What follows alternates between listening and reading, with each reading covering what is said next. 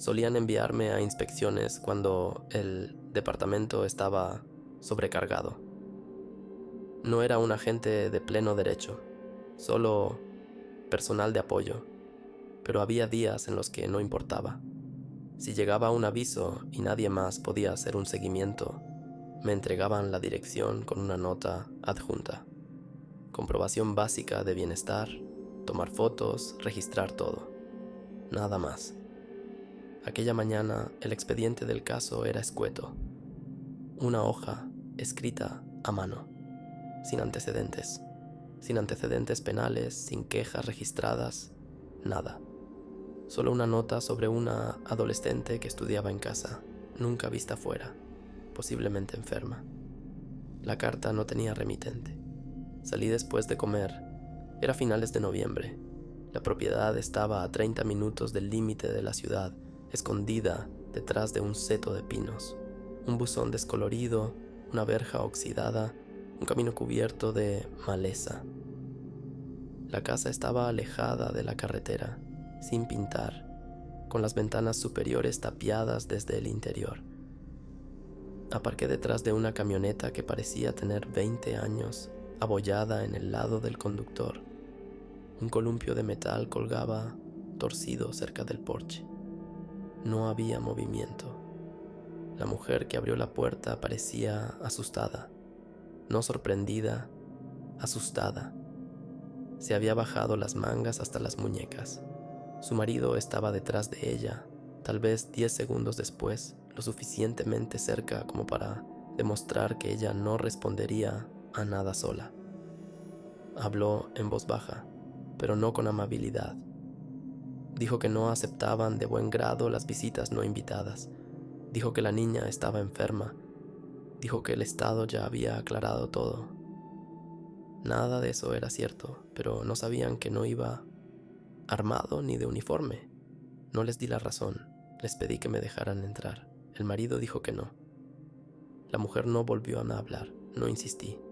Bajé del porche y di una vuelta lenta por el exterior, lo justo para fijarme en las ventanas, las cerraduras, la falta de un patio o jardín visible, cortinas en todas las ventanas. Un estrecho camino a lo largo del lateral de la casa estaba bloqueado por un armario volcado. Cuando di la vuelta, el hombre seguía de pie en la puerta. No se había movido. Me preguntó si había terminado. Le dije que volvería. No preguntó por qué. Al día siguiente llevé a un ayudante del sheriff. Coche oficial, cámara corporal, autorización completa. Llamó a la puerta. El hombre no respondió. Después de 5 minutos entramos por el lateral. La puerta estaba abierta. El salón no tenía luces encendidas. Un pasillo a la izquierda conducía a una cocina con los platos apilados ordenadamente, sin tocar. El suelo había sido fregado recientemente. El olor a lejía era fuerte, concentrado alrededor de la base de una puerta cerrada cerca de la despensa. El agente tardó un momento en darse cuenta de que la puerta no conducía a un armario, sino que bajaba. El pomo estaba encadenado desde el exterior. Pidió refuerzos antes de cortarlo. La puerta se abría hacia adentro. No había luces en el hueco de la escalera. No había moqueta, solo escalones de madera contrachapada. No se oía ningún sonido desde abajo. El sótano estaba sin terminar. Suelo de hormigón, sin paneles de yeso. El aire era cortante, con olor a metal y podredumbre. No había ventanas. Una sola bombilla colgaba del techo sin luz, sujeta por un cable. Estaba tumbada en un armazón de metal en el extremo más alejado, más allá de una hilera de cajas de almacenamiento. Le habían atado las muñecas y los tobillos con una cuerda de nylon, deshilachada y hundida en la piel. Llevaba puesta una bata de hospital, pero los pies estaban desnudos. Tenía un ojo hinchado y cerrado. Los labios se le habían agrietado y sangrado, y no se estaban curando de manera uniforme. Junto al armazón había un cuenco de plástico lleno de agua. No había comida cerca, ni colchón, ni manta. Solo el armazón atornillado al suelo. No hablaba. Seguía el movimiento, pero no respondía a las órdenes. Su respiración era superficial. El único sonido era el arrastrar de la tela cuando se movía ligeramente.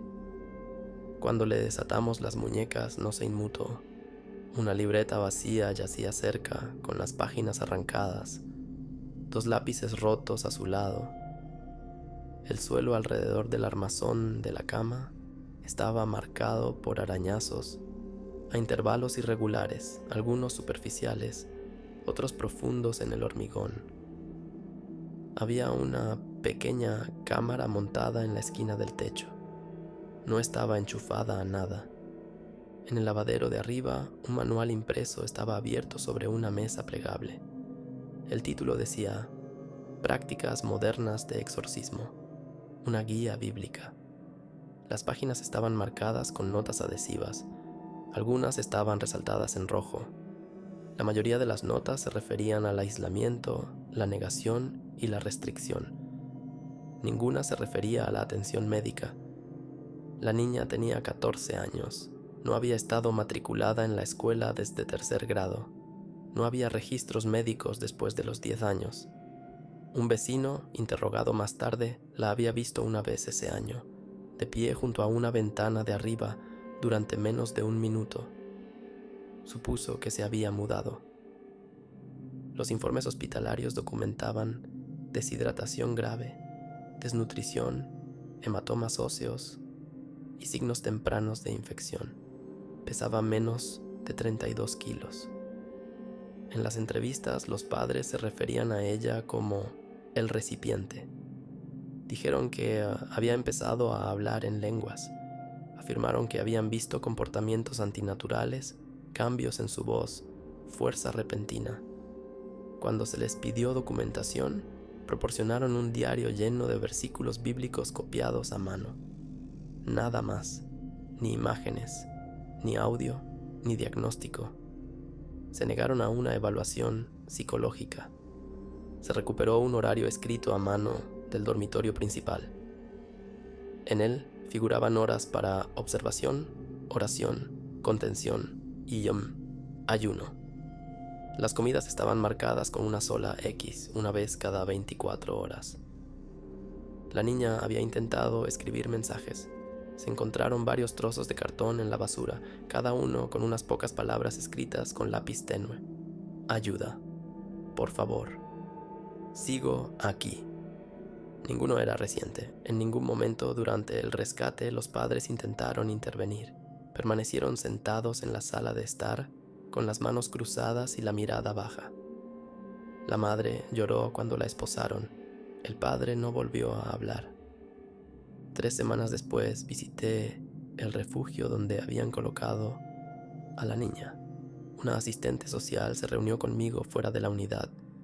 Dijo que todavía no había hablado. Solo comía cuando se le pedía. Dormía la mayor parte del día. Rechazaba los espejos. No permitía que nadie le tocara los brazos. No pedí entrar. Dejé un sobre sellado con una carta. No sé si alguna vez lo abrió. El caso se cerró al año siguiente. Los padres fueron condenados. Reducción de cargos, exenciones religiosas. 5 años. Libertad condicional después de 3, sin cobertura mediática. 1 año después, pasé por delante de la casa. La hierba había crecido hasta la cintura. El columpio se había derrumbado. Un trozo de papel estaba clavado en la puerta principal, desgastado hasta el punto de ser ilegible. El camino de entrada estaba bloqueado con bloques de hormigón. No había señales de entrada. El armazón de metal de la cama había sido retirado de las pruebas, desechado sin dejar constancia. Pregunté por ello una vez. Nadie respondió.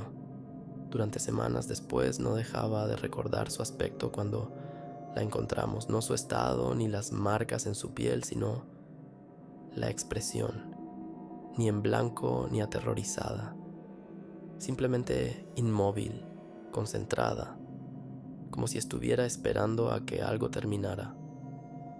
Había arañazos en el interior de la puerta del sótano, justo debajo del picaporte. 8 líneas, espaciadas, con una semana de diferencia. La última era más corta que el resto.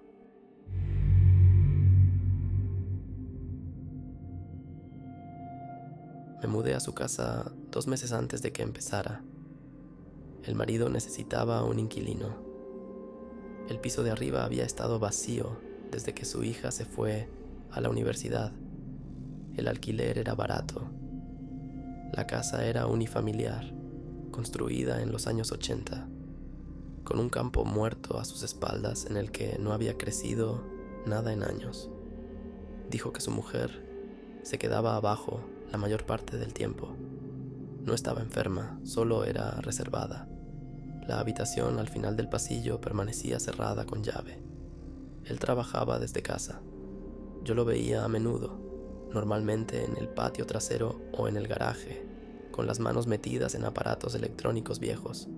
Él se mantenía al margen. Yo me mantenía al mío.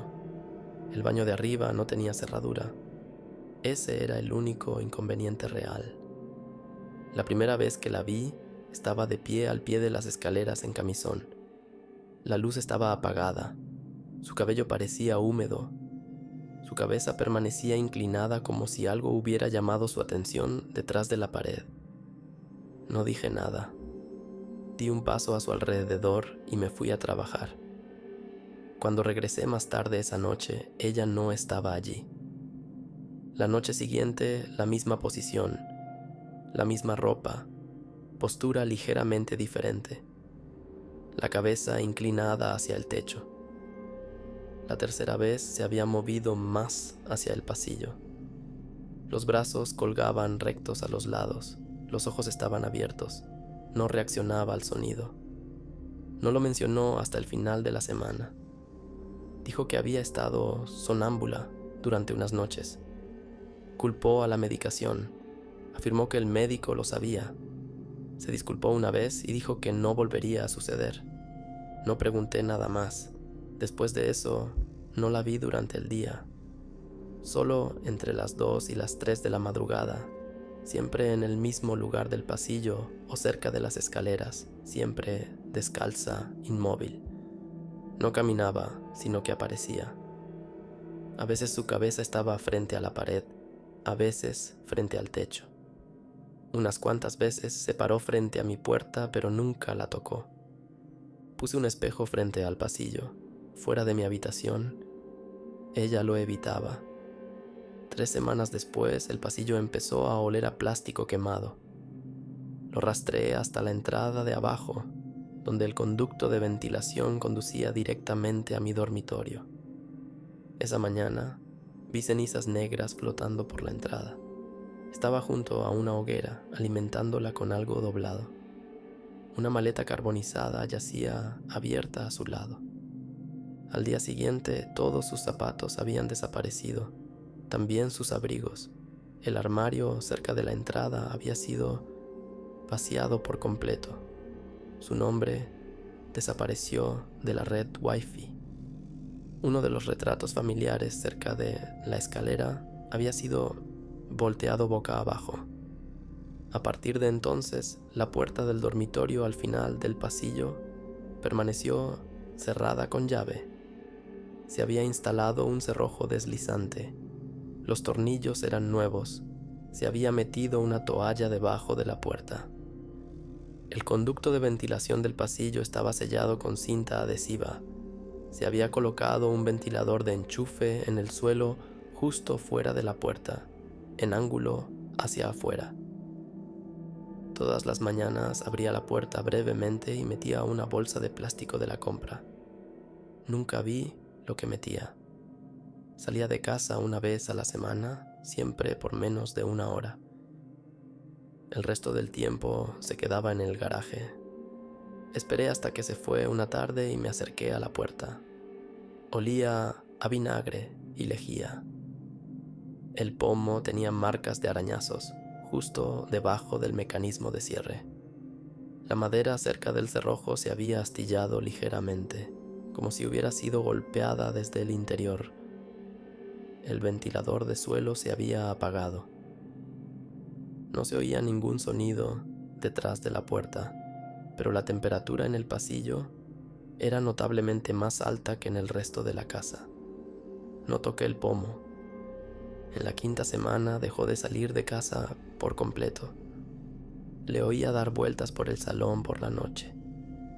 La televisión estaba encendida constantemente, pero en silencio. Empecé a llevar auriculares después de medianoche. Una noche se oyó un golpe sordo en el pasillo.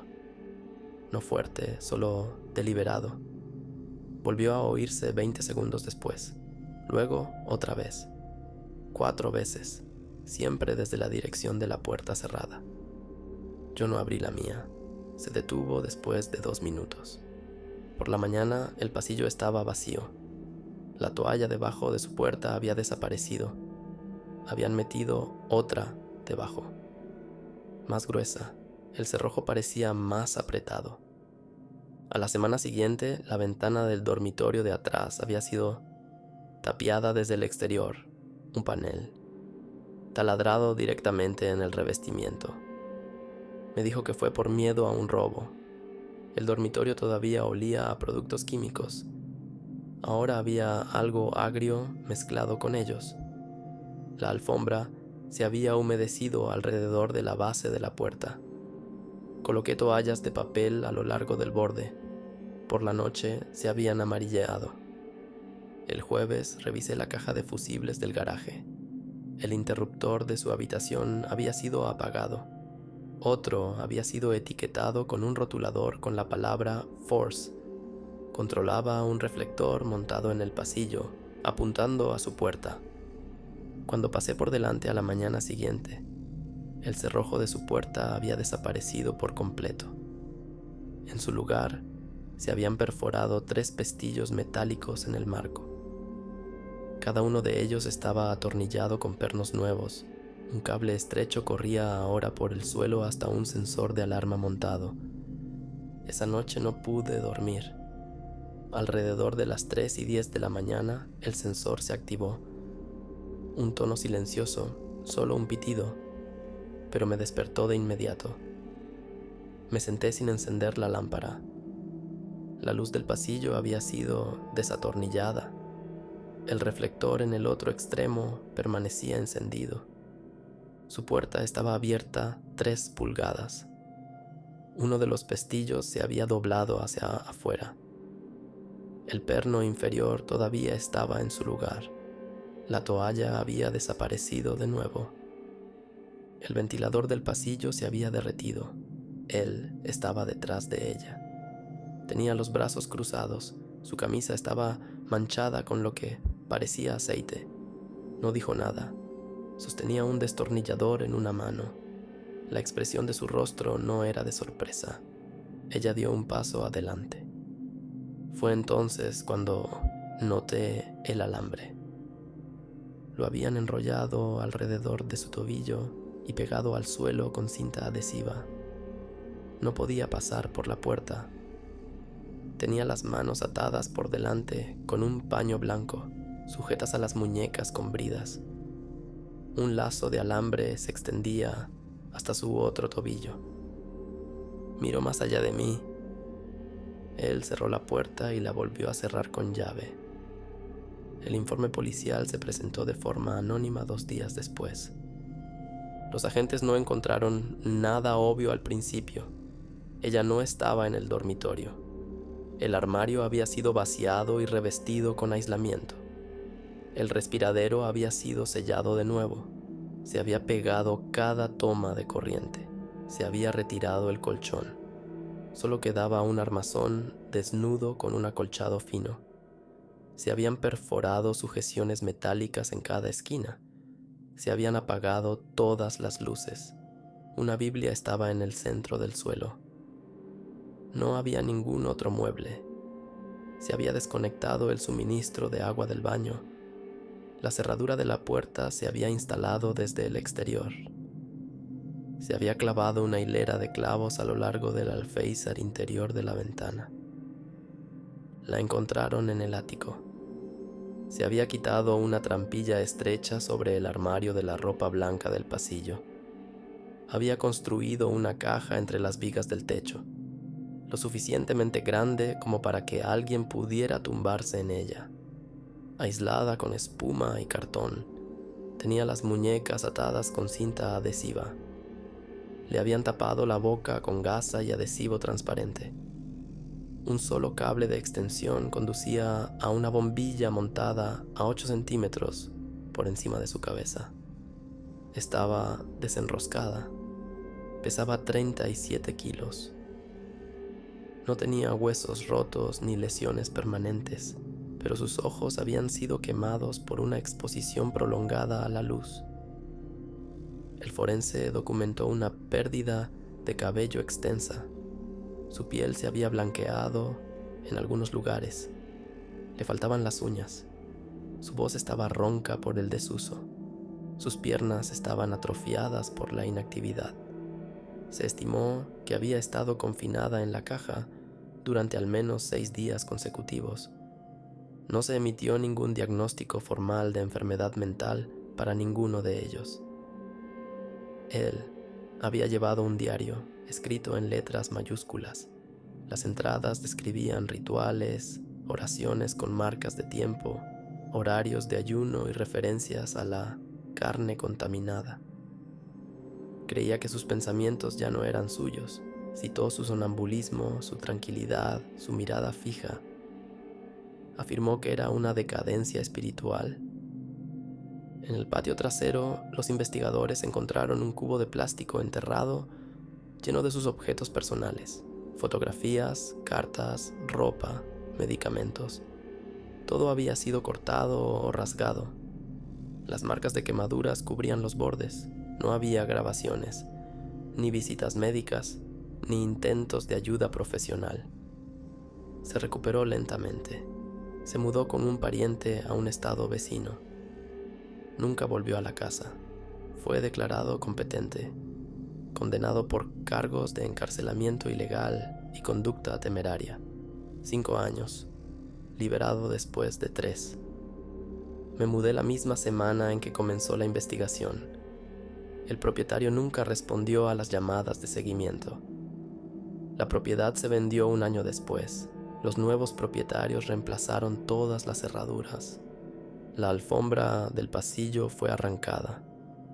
La madera debajo de su puerta se había deformado. El aislamiento del ático había sido retirado. Cuando pasé por delante de la antigua casa el mes pasado, la luz del porche estaba encendida.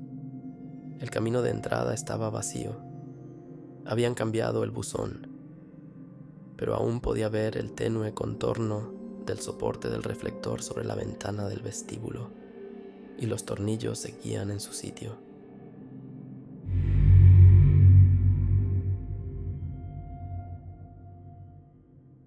Recibí la llamada a última hora de la tarde, justo antes de que terminara mi turno. El operador lo marcó como una preocupación de bienestar de un vecino. Anónimo. La nota decía solo esto: ruidos fuertes en el ático, gritos por la noche, niño pequeño. No se le ha visto fuera en semanas. La dirección estaba a unas manzanas al sur del límite del distrito escolar. Césped bien cuidado. Cochera. Valla recién pintada. Nada fuera de lugar. La casa no parecía descuidada, pero tampoco habitada. No había juguetes en el exterior. No se veía movimiento por las ventanas. Buzón lleno. Los padres de acogida nos recibieron en el camino de entrada. Ambos de unos 50 y tantos años. Cooperativos. La mujer sonreía demasiado. El hombre dijo que estaban educando en casa debido a una enfermedad. Afirmó que la niña tenía problemas sensoriales y que no le gustaba estar rodeada de extraños. No paraba de señalar un archivo de notas impresas del médico. Reconocí el formato. Plantillas descargadas. La primera habitación que nos mostraron estaba limpia, demasiado limpia. Los muebles perfectamente espaciados, nada personal en las estanterías. La nevera tenía 5 comidas congeladas idénticas y ningún producto perecedero. El congelador estaba cerrado con llave. Arriba, el pasillo tenía 6 fotos enmarcadas. Todas eran de los padres de acogida. Ninguna mostraba a la niña. Una puerta cerrada con llave al fondo no tenía pomo, solo un pestillo desde el exterior. Cuando se les preguntó al respecto, dijeron que se usaba para almacenar cosas. La mujer dudó un poco antes de responder. El hombre repitió la misma explicación palabra por palabra. Se nos negó el permiso cuando pedimos entrar en el ático. Dijeron que no se había usado en años. Afirmaron que los ruidos eran de ratas. Me fui y presenté el informe. 3 días después se emitió una orden judicial. Volvimos con otros 2 agentes y un cerrajero. La pareja se negó a abrir la puerta. Forzamos la entrada. No hubo signos de resistencia. La entrada al ático estaba situada detrás de una pared falsa en el armario de la habitación de invitados. Un panel de contrachapado cubría la trampilla. Había sido sellada con tornillos desde el exterior. Las bisagras estaban reforzadas con una placa de acero. En el interior se había retirado el aislamiento. El suelo estaba desnudo. La única luz provenía de una bombilla de 40 vatios montada directamente encima de una silla plegable en el centro. La bombilla había sido cubierta con una jaula de malla. No había interruptor. El cableado bajaba hasta una regleta cerca de la puerta. La chica estaba sentada en la silla. Tenía los 2 brazos atados a los reposabrazos con cinta aislante. Le habían envuelto los tobillos varias veces y los habían fijado a las patas de la silla. Un lazo de cinta rodeaba su pecho y la mantenía erguida. Le habían colocado una tira en la boca que no estaba completamente sellada. Parecía tener unos 8 años. Tenía moretones en ambos antebrazos, algunos morados, otros verdes. Su piel tenía marcas consistentes con el contacto repetido con superficies duras. Su cuello tenía marcas de ligaduras, finas pero en capas. Sus pies estaban rojos e hinchados. Su ropa estaba raída. Su cabello había sido recortado de manera desigual. Un cubo de plástico estaba a la izquierda de la silla, medio lleno de agua. A la derecha se había enchufado un calentador y se había dejado encendido. Detrás de ella, el aislamiento había sido arrancado para dejar al descubierto las vigas. En la pared, cientos de versículos bíblicos escritos a mano habían sido copiados con un rotulador negro, superponiéndose hasta que la madera original era ilegible. En las vigas se habían clavado trozos de papel, cada uno con el nombre de un niño y una lista de defectos percibidos al lado. Robo, miente, trae vergüenza, escucha voces. Todas estaban fechadas. El año en curso tenía 7 entradas, todas con el mismo nombre. Se había instalado una cámara sobre la silla. El cable no llevaba a ninguna parte. La niña no hablaba, parpadeaba lentamente. Sus ojos seguían el movimiento. Su respiración era superficial pero constante. Cuando se retiró la cinta, no lloró. Llevaba allí al menos 10 días. Los registros médicos confirmaron costillas magulladas, deshidratación, tensión renal en etapa temprana e infección en ambos pies. Las radiografías mostraron evidencia de lesiones más antiguas, parcialmente curadas. Se encontraron múltiples cicatrices en la espalda y la parte superior de los brazos. Se recuperó una nota escrita a lápiz del interior de uno de sus calcetines. Por favor, deténganse. Me portaré bien. Por favor, deténganse. Había estado en el sistema de acogida durante 2 años. La pareja había superado la evaluación de su hogar. No se habían presentado quejas previas. Asistían a la iglesia con regularidad y habían presentado cartas de recomendación de 3 miembros de la comunidad, ninguno de los cuales había visto a la niña en persona. En el momento de su arresto, sostuvieron que ella había estado impura. Dijeron que hablaba en acertijos, se negaba a ser corregida, invitaba a los espíritus. Cuando se les preguntó por qué no habían buscado ayuda, dijeron que no confiaban en el Estado. Se referían al ático como la sala de inspección. En el sótano, los agentes encontraron una colección de libros etiquetados como limpieza espiritual. Uno tenía pestañas y anotaciones manuscritas en los márgenes, incluidos diagramas de protocolos de purificación. Ninguno tenía información editorial profesional. Varios contenían consejos médicos obsoletos. Uno incluía una lista de verificación titulada Signos de presencia demoníaca en la juventud. Los registros escolares de la niña habían sido falsificados. La asistencia se registraba a través de sistemas en línea, utilizando respuestas pre-rellenadas. Sus tareas habían sido completadas por la mujer. Su última clase presencial había sido el año anterior. Se descubrió un historial médico en un cajón cerrado con llave cerca de la cocina. Cada semana se enumeraban los castigos: tiempo en el ático, privación de alimentos, periodos de silencio. La entrada más larga era de 144 horas. No había otros niños en la casa. Las autoridades registraron más tarde los cubos de basura y recuperaron trozos quemados de sus cuadernos, dibujos rasgados y un casete de audio fundido. Las etiquetas eran ilegibles. En un fragmento de papel que se conservó había garabatos con letras mayúsculas. Sigo siendo yo. Bajo el aislamiento se encontró una sola etiqueta de metal. Tenía grabadas sus iniciales y un número. Pertenecía a una pulsera de su primer hogar de acogida. Tras su retirada fue hospitalizada durante 5 días. No hablaba con el personal. No se permitían visitas. Un trabajador social le leía durante 1 hora cada tarde. Al 5.º día levantó un dedo y señaló una de las páginas. No dio ninguna otra respuesta. Se le asignó un tutor temporal y se la trasladó fuera del estado. El ático fue precintado. La silla fue retirada como prueba.